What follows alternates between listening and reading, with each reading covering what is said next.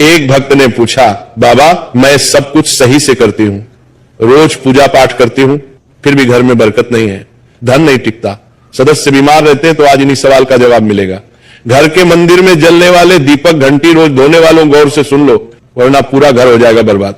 आप सभी का दिल से आत्मा की गहराइयों से स्वागत है।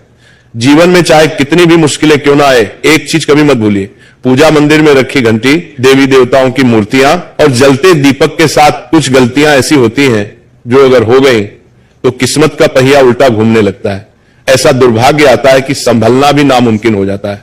घर में बरकत रुक जाती है, खुशियां सूख जाती हैं और गरीबी ऐसे कदम जमा लेती है कि चाहकर भी हटती नहीं।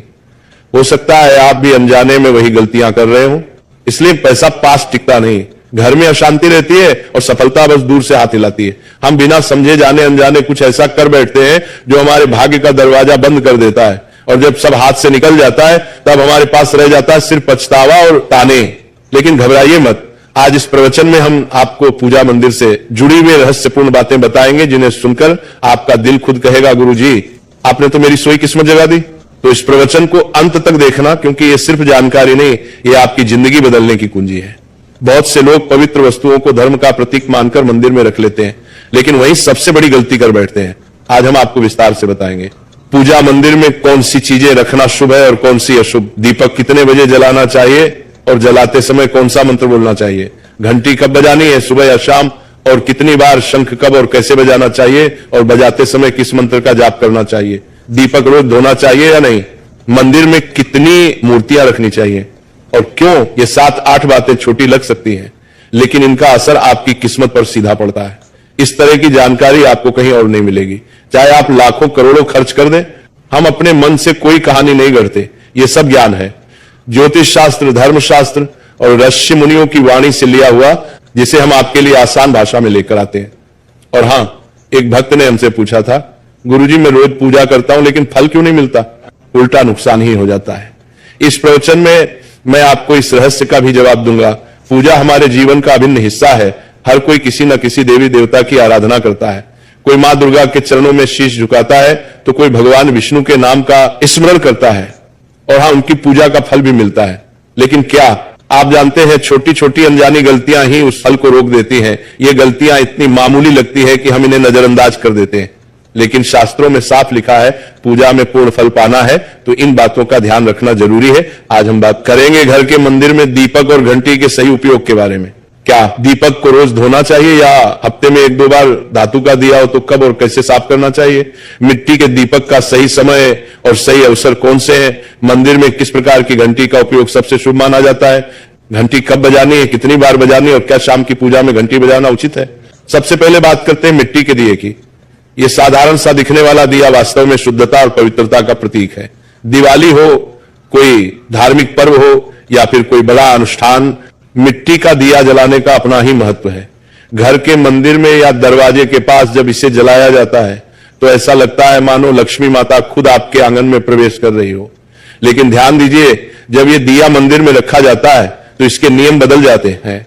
मिट्टी का दिया एक बार जलाने के बाद दोबारा मंदिर में नहीं रखना चाहिए। हर बार नया मिट्टी का दिया ही उपयोग करना शुभ माना गया है। ऐसा करने से वास्तु दोष दूर रहता है और घर में बरकत बनी रहती है। अब आगे इस प्रवचन में हम जानेंगे मंदिर की घंटी से जुड़े हुए रहस्य जो शायद आपको पहले कभी नहीं बताए गए। अब आते हैं धातु के दियों पर। आपने देखा होगा कि लोग पीतल या तांबे के दिए इस्तेमाल करते हैं। ये न केवल सुंदर होते हैं बल्कि इनका धार्मिक महत्व भी अत्यंत गहरा है। लेकिन इन्हें सिर्फ जलाना काफी नहीं है, इनकी शुद्धि भी उतनी ही जरूरी है। इन्हें रोज धोकर, खासकर गंगा जल से साफ करना चाहिए। गंगा जल से धोने पर दिया पवित्र हो जाता है और घर में सकारात्मक ऊर्जा चारों ओर फैल जाती है।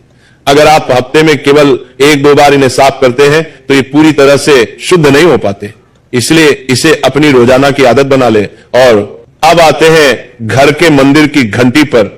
पीतल की घंटी की ध्वनि ऐसी होती है जो वातावरण की नकारात्मक ऊर्जा को तुरंत दूर कर देती है और सकारात्मकता का प्रवाह बढ़ा देती है। लेकिन इसे कभी भी दक्षिण दिशा में ना रखें, यह अशुभ माना जाता है। घंटी को हमेशा पूजा स्थल के पास या मंदिर के प्रवेश द्वार पर रखें। सबसे शुभ घंटी वह होती है जिस पर गरुड़ की नक्काशी हो, इसे गरुड़ घंटी कहते हैं और इसे अत्यंत पवित्र व फलदायक माना गया है। अब सवाल आता है घंटी कितनी बार बजानी चाहिए। भोग लगाते समय घंटी को 5 बार बजाएं। ऐसा करने से भगवान भोग को जल्दी स्वीकार करते हैं। पूजा के दौरान घंटी को जोर जोर से या लगातार नहीं बजाना चाहिए, सिर्फ 3 बार बजाना ही उचित है। घंटी को हमेशा दाहिने हाथ से बजाएं और इसका मुख पूजा स्थल की ओर होना चाहिए। याद रखिए, घंटी को सुबह की पूजा में ही बजाना शुभ माना गया है। शाम की पूजा में घंटी बजाने से बचना चाहिए, क्योंकि शास्त्रों में इसे उचित नहीं माना गया है। इन नियमों का पालन करने से आपका पूजा पाठ कई गुना अधिक फलदायक और प्रभावी हो जाएगा। यह बातें छोटी लग सकती हैं, लेकिन इनका असर आपकी किस्मत पर गहरा पड़ता है। एक और बहुत ही महत्वपूर्ण बात जो अक्सर लोग नजरअंदाज कर देते हैं, जब भी आप किसी मंदिर जाएं, खासकर घर के बाहर वाले मंदिर में, तो मंदिर में प्रवेश करते समय ही घंटी बजे, मंदिर से बाहर निकलते समय घंटी बजाने की कोई आवश्यकता नहीं होती। जब आप घंटी बजाते हैं तो ये सिर्फ आवाज नहीं होती, ये भगवान को दिया गया संकेत होता है, प्रभु मैं आपके द्वार पर आ चुका हूं, आपकी शरण में हूं। एक बार घंटी बजाने का मतलब है कि आपने भगवान के दरबार में प्रवेश कर लिया है और पूजा आरंभ कर रहे हैं। 2 बार घंटी बजाने का अर्थ है कि आप अपनी प्रार्थना, अपने मन की बात सीधे भगवान के समक्ष रख रहे हैं। अब हम आपको कुछ ऐसी बातें बताने जा रहे हैं जिन्हें शायद आपको कोई ना बताए, इसलिए इन बातों को ध्यान से सुनिए, क्योंकि ये आपके पूजा पाठ को और भी अधिक फलदायी बना सकती है। अब आइए जानते हैं पूजा मंदिर के कुछ आवश्यक नियम। पूजा करते समय आपका मुख हमेशा पूर्व दिशा की ओर होना चाहिए। यह दिशा सबसे शुभ मानी जाती है, क्योंकि यहां से सूरज की पहली किरण आती है जो सकारात्मक ऊर्जा से भरी होती है। पश्चिम की ओर मुख करके भी पूजा की जा सकती है, लेकिन पूर्व दिशा का लाभ कई गुना अधिक है। घर की सीढ़ियों के पास पूजा घर बनाना अशुभ माना गया है, क्योंकि वहां नकारात्मक ऊर्जा का प्रवाह अधिक होता है। भगवान का आसन हमेशा आपके आसन से ऊंचा होना चाहिए, कम से कम 10 इंच ऊंचा। भगवान की प्रतिमा को सीधे जमीन पर रखना अशुभ माना जाता है। ऊंचा आसन पूजा स्थल में सकारात्मकता और ऊर्जावान माहौल बनाए रखता है। पूजा करते समय हमेशा चटाई या आसन पर बैठे। यह न केवल आरामदायक है, बल्कि ध्यान और श्रद्धा को भी स्थिर रखता है। ध्यान दें कि आपका आसन भगवान के आसन से ऊंचा ना हो, इससे भगवान के प्रति आदर और विनम्रता बनी रहती है। अगली बात बेहद जरूरी है, पूजा घर में कभी भी सड़े, बासी या मुरझाए हुए फूल न रखें।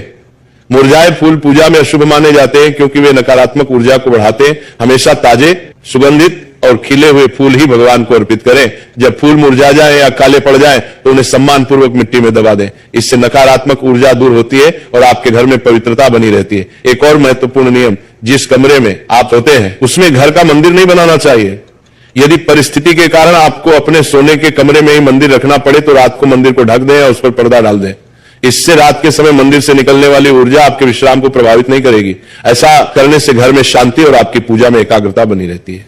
अब एक और विशेष बात, कभी भी काले कपड़े पहनकर पूजा न करें। सनातन परंपरा में माना जाता है कि काले वस्त्र मन में भारीपन और नकारात्मक भाव लाते हैं, जो पूजा की ऊर्जा को कमजोर कर देते हैं। हमेशा शुभ और हल्के रंग के वस्त्र पहने, ताकि मन में शांति, पवित्रता और सकारात्मकता बनी रहे। चलिए अब जानते हैं घर के पूजा मंदिर में किन चीजों को नहीं रखना चाहिए। किसी भी देवी देवता की एक ही तस्वीर या मूर्ति रखें। एक से अधिक तस्वीरें ऊर्जा का संतुलन बिगाड़ सकती हैं और पूजा का प्रभाव कम कर सकती हैं। एक ही रूप को स्थान दें, ताकि भगवान की ऊर्जा पूरे मन से आपके जीवन में प्रवाहित हो। घर में शिवलिंग रखना अत्यंत पवित्र माना जाता है, लेकिन इसे सही दिशा में रखें। हमेशा उत्तर या पूर्व दिशा में रखें और स्वच्छ स्थान पर ही स्थापना करें। इसे शोरगुल या गंदे स्थान पर कभी ना रखें। भगवान की टूटी हुई मूर्तियां या फटी तस्वीरें पूजा स्थान से तुरंत हटा दें। टूटी मूर्ति पवित्रता को कम करती है और सकारात्मक ऊर्जा के प्रवाह में बाधा डालती है। इसे शास्त्र सम्मत तरीके से त्याग दें। शंख भगवान की कृपा का प्रतीक है। गोमती चक्र से घर में समृद्धि आती है और जल से वातावरण शुद्ध होता है। जल को रोज बदलें और इन पवित्र वस्तुओं को हमेशा साफ रखें। रोज पूजा स्थल की सफाई करें।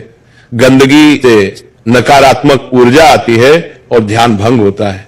स्थान को सुंदर, सुव्यवस्थित और सुगंधित रखें, ताकि मन सहज रूप से भगवान में लग सके। अब आइए जानें कि हमारे घर के पूजा मंदिर से जुड़े कुछ ऐसे नियम जिन्हें मानना बेहद जरूरी है। सबसे पहले, पूजा स्थान हमेशा घर के शांत और पवित्र कोने में होना चाहिए, और अगर वो उत्तर पूर्व दिशा में हो तो सबसे उत्तम है। यह दिशा घर में सकारात्मक ऊर्जा का संचार करती है और आपकी पूजा को और प्रभावशाली बनाती है। ध्यान रहे, पूजा स्थल कभी बेडरूम या रसोई के पास ना हो। यह स्थान दैनिक कार्य और हलचल से भरे होते हैं, जहां नकारात्मक ऊर्जा भी पनप सकती है। मंदिर के आसपास का वातावरण हमेशा साफ सुथरा और सुव्यवस्थित रखें, ताकि आपका मन पूजा में एकाग्र हो सके। अब बात करते हैं दीपक और उनसे जुड़े महत्वपूर्ण नियमों की। दीपक जलाना सिर्फ एक परंपरा नहीं बल्कि ये भगवान के आशीर्वाद और कृपा का प्रकाश है जो आपके घर और जीवन में उजाला भर देता है। दीपक को हमेशा भगवान की मूर्ति के सामने रखें ताकि उसकी रोशनी सीधे भगवान तक पहुंचे और आपके पूजा स्थल को पवित्रता से भर दे। याद रहे, टूटा हुआ दीपक कभी न जलाएं और पूजा के समय एक साथ 2 दीपक खासकर तेल और घी के भी ना जलाएं, क्योंकि दोनों की ऊर्जा अलग होती है और गलत तरीके से जलाने से पूजा की शक्ति कम हो सकती है।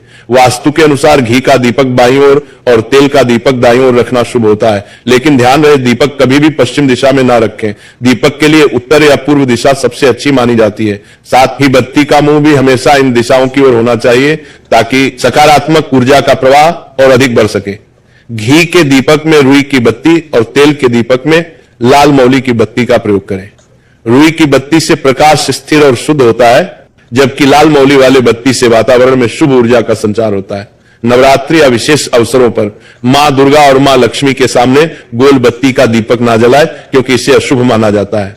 और एक नियम याद रखें, घी का दीपक जलाने के तुरंत बाद तेल का दीपक ना जलाएं। इनके बीच थोड़ा अंतर रखें ताकि वातावरण में संतुलन और पवित्रता बनी रहे।